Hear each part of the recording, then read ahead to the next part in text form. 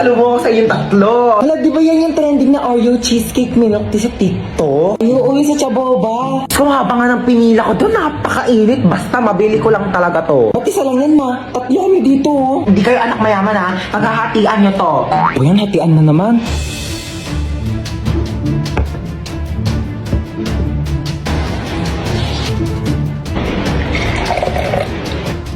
Ito, kay panganay. Thank you po. Puto, ang laki naman nung kay kuya. Sakto lang sa akin to. Ano dyan? Ito kay Bunso.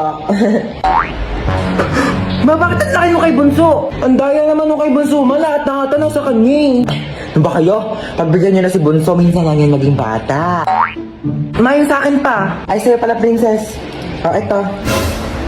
Ma, wala naman ng milk dito. Puro cheesecake na lang natira eh. Nasaan yun yung cheesecake?